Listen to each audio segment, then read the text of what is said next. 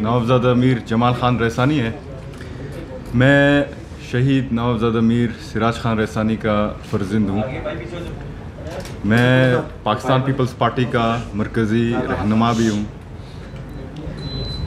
आज के दिन जो ये मैं प्रेस कॉन्फ्रेंस कर रहा हूँ, मैं एक बलोच नौजवान की हैसियत से कर रहा हूँ, एक पाकिस्तानी शहरी होने की हैसियत से कर रहा हूँ, उससे बढ़कर एक शहीद के बेटे की हैसियत से कर रहा हूँ, और कई बलूचिस्तान के कई शोधा के वारिस होने की हैसियत से कर रहा हूँ।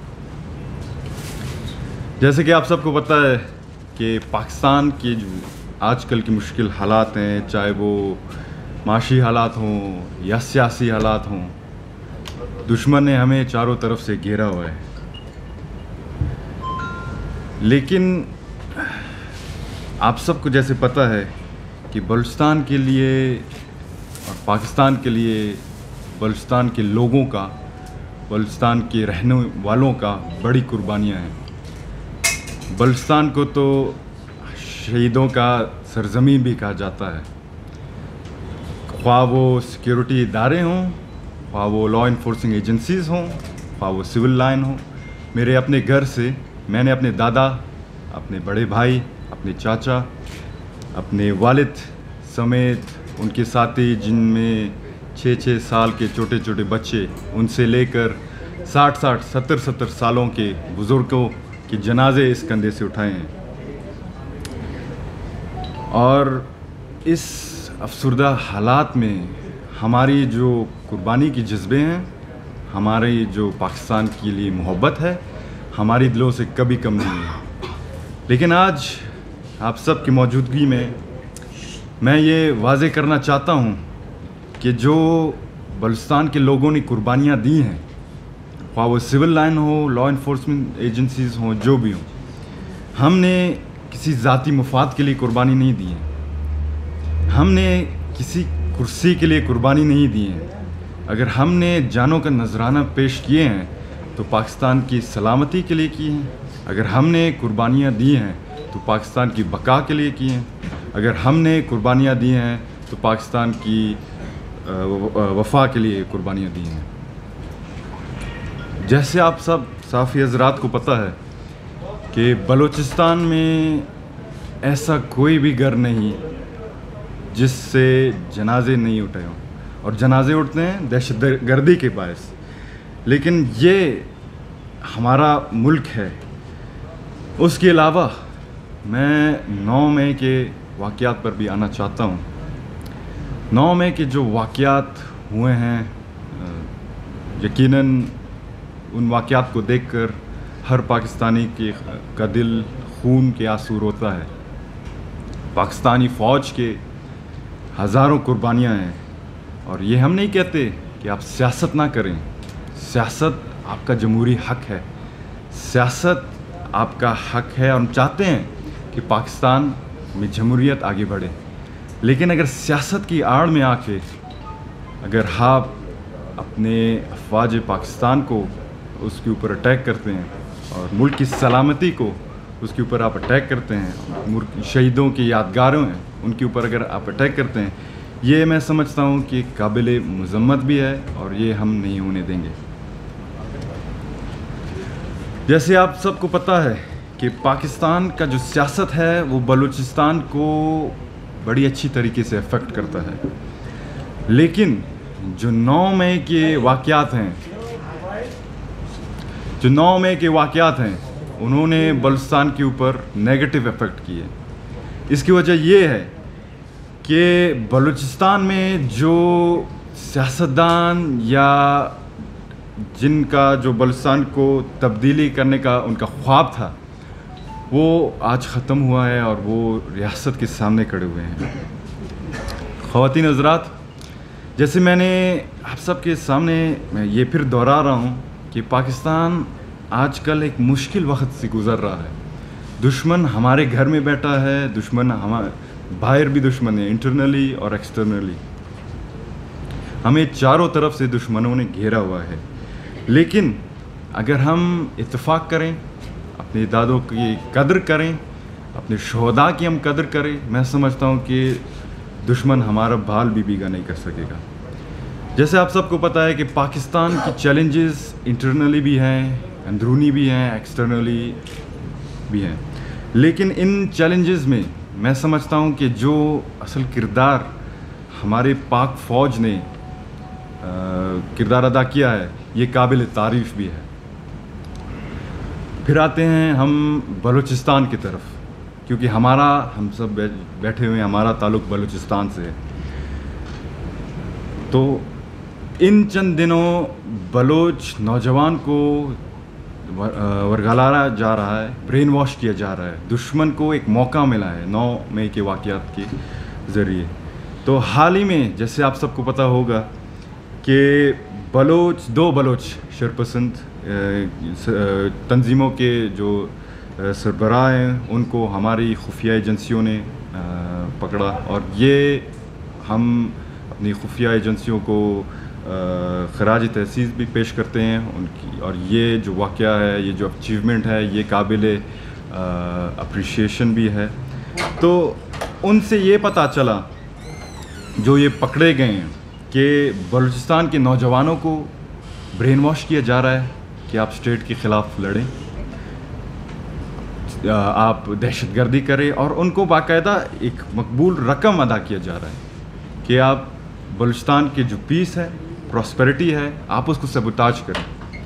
دوسری طرف ان کے پروپیگنڈے میں پاکستانی اسٹیٹ کے خلاف, پاکستانی اسٹیبلشمنٹ کے خلاف, پاکستانی ریاست کے خلاف ایک ایسا پروپیگنڈا کیا جا رہا ہے کہ نئے لوگ ان کو ریاست کے سامنے سپورٹ کیا جا رہا ہے, ان کو پیسے دیے جا رہے ہیں کہ آپ ریاست کے خلاف لڑیں. تو بلوچ نوجوانوں کو, اور خاص کر پاکستان کے جتنے بھی نوجوان ہیں, میں ان کو یہ کہنا چاہتا ہوں کہ 9 مئی کے جو واقعات ہوئے ہیں ان میں دشمن کو ایک فائدہ ملا ہے, اور ہم یہ کبھی اجازت نہیں دیتے. جیسے میں نے پہلے کہا کہ پاکستان کے لیے ہماری کئی قربانیاں ہیں, اور ہم یہ اجازت نہیں دیں گے کہ کسی کو, باہر کے دشمن کو, کہ آپ ہماری سیاسی انسٹیبلٹی کا, ہماری کمزوریوں کا آپ فائدہ اٹھائیں. دوسرے طرف جو آپ کے اندرونی دشمنوں کو, آپ کے ایکسٹرنل فیکٹرز, جو فورن فیکٹرز ہیں, وہ آپ کو سپورٹ کر رہے ہیں, ان کو بھی یہ میں پیغام دینا چاہوں گا کہ بلوچ جو نوجوان ہیں وہ اپنے پاک افواج کے ساتھ کھڑے ہیں, اپنے بلوچستان جو ہمارا دھرتی ہے اس کے ساتھ ہم کھڑے ہیں. لیکن میں پھر سے ایک بلوچ نوجوان کی حیثیت سے ان بلوچ تنظیموں سے میں یہ سوال کرنا چاہتا ہوں کہ آپ تو کہتے ہیں کہ آپ بلوچستان کے غیرت کے ٹھیکیدار ہیں, آپ تو کہتے ہیں کہ آپ بلوچستان کے تبدیلی لانے کے آپ ہیوی ویٹ ہیں, آپ چیمپئن ہیں, آپ ٹھیکیدار ہیں, آپ تو کہتے ہیں کہ آپ بلوچستان کے رسم و رواجوں کے ٹھیکیدار ہیں. لیکن آج کل جو آپ کر رہے ہیں, آپ کیا کر رہے ہیں؟ یہ بلوچ کو بلوچ کے ساتھ لڑا رہے ہیں. آپ کہتے ہیں کہ رسم و رواج کے ہم پامالی نہیں ہونے دیں گے, بلوچستان ہمارا ہے, ہم بلوچستان کے بچے ہیں, اولاد ہیں بلوچستان کے. لیکن دوسری طرف آپ خاتون کو استعمال کر کے اٹیک کرنا, یہ ہمارے بلوچی رسم و رواج میں تو نہیں ہے, یہ ہمارے قبائلی رسم و رواج میں تو نہیں ہے. میرے بھائیوں اور بہنوں, بلوچی رسم و رواج میں ہماری خاتون کی ایک اہم کردار ہے, ٹھیک ہے نا جی. خاتون کا ایک انٹروینر آپ انگلش میں کہہ لیں, پیس انجینئر آپ انگلش میں کہہ لیں, اس کا وہ کردار ہے. یہ کردار نہیں کہ آپ فلانے کے ساتھ لڑائیں.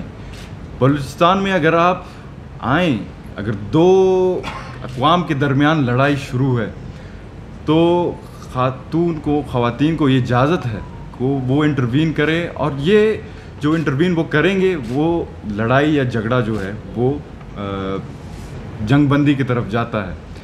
لیکن پھر سے میں اس موضوع پہ واپس آ رہا ہوں کہ بلوچ نوجوانوں کو، بلوچ خواتین کو غلط استعمال کیا جا رہا ہے.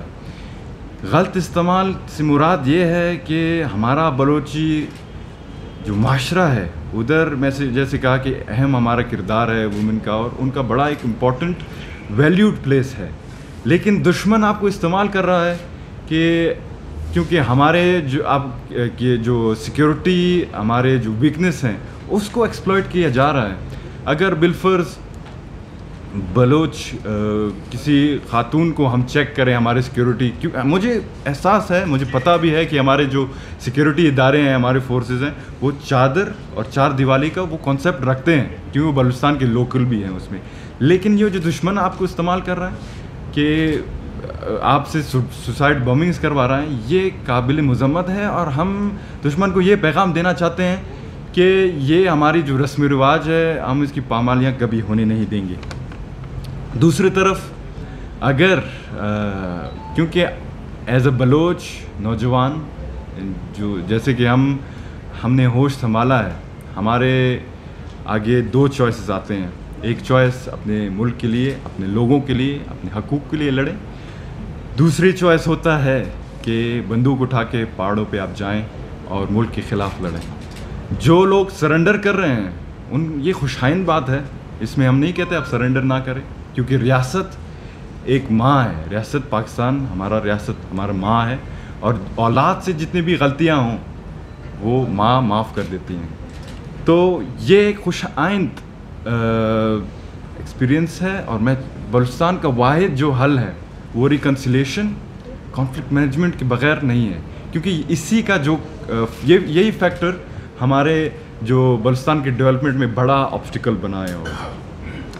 تو لہٰذا میں پھر اپنے بلوچ نوجوانوں سے جو کہ کہتے ہیں کہ